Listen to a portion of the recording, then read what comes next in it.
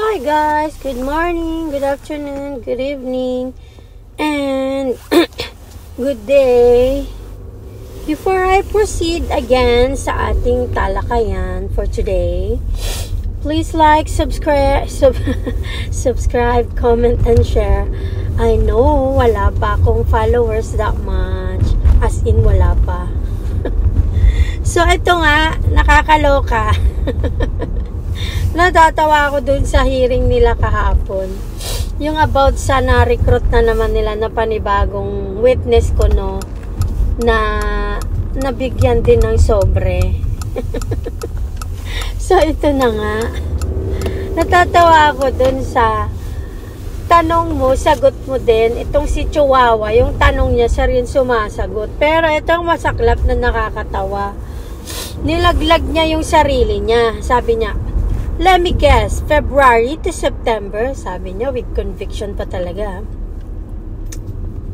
9 months, sabi kasi nung 9 months daw siyang nabigyan ng, suhol ba yan or what? Tapos sabi ni Chihuahua, let me guess, February to September. Ang pusang gala. February to September, 8 months lang yan, Chihuahua. Ayan tayo, yung mga kabubuhan natin masyadong kinakarir eh.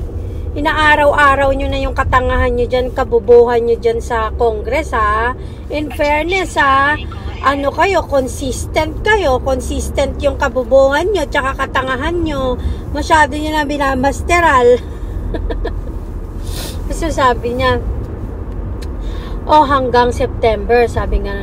Pero tumigil na ng September. Di kung tumigil na September, hanggang August lang yan. So, naging 7 buwan lang.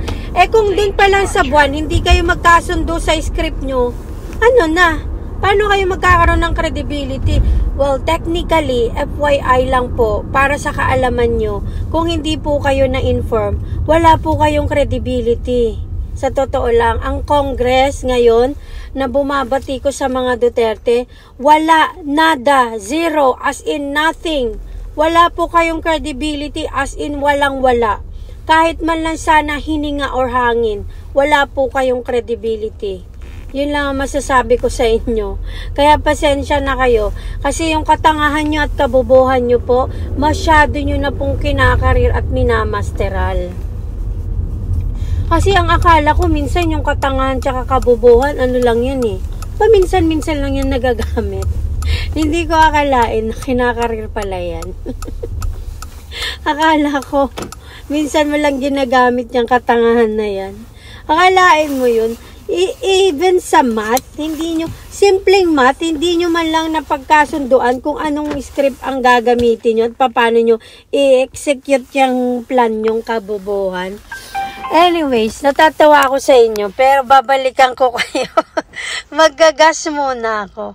Anyways, itong si Chihuahua at saka yung mga nandyan sa Kongreso, wala na po kayong credibility. And also, pinagtatawanan na kayo ng taong bayan sa kabubuhan nyo dyan, tsaka sa katangahan nyo. At yan sa ginagawa nyong mga script, hindi pa kayo magkasundo. Nilalaglag nyo yung sarili nyo. Alam nyo ba yon? Aware ba kayo? O dahil mga bangag din kayo, hindi kayo aware sa kabubuhan nyo. Kami na lang magsasabi po. Opo, yeah. Unlimited po ang kabubuhan nyo tsaka katangahan nyo po. Opo, totoo po yon. Alam nyo po ba yon? Ngayon, alam nyo na po. Babalikan ko kayo mamaya, hindi pa ako tapos sa inyo. Chihuahua tsaka mga siraulo dyan sa Congress. Mga bobong pulpol. Promise po, yan po kayo. I shall return. Babalikan ko kayo mamaya.